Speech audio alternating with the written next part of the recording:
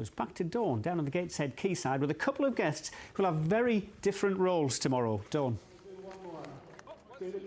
Yes, absolutely, Jeff. One of the reasons the Olympics are so successful, apart from the athletes, was the games makers, and Claire was one of them, and she's also volunteering this weekend. Claire, what was it about that experience that made you want to volunteer this time? I just wanted to continue the legacy, really. Continue the legacy of the great games. It was the games makers who made the games in the Olympics. I just want to continue on. There's loads of local volunteers who are keen to get involved and continue with the volunteering in the North East and the other events around the country and help promote a great season of athletics. Well, you couldn't have given a better answer, because we do have a rather surprise guest with us as well. We've got Sebastian Coe, the other reason the Olympics were so successful.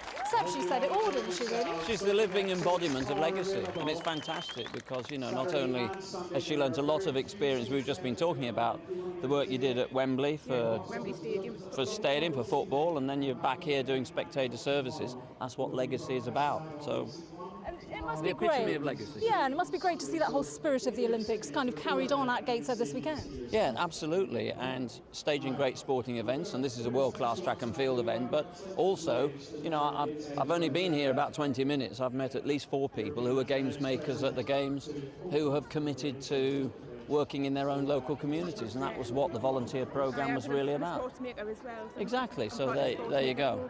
Brilliant. So at Gateshead, I know, has a very special place in your heart as well, doesn't it? Well, this was where I made my international breakthrough.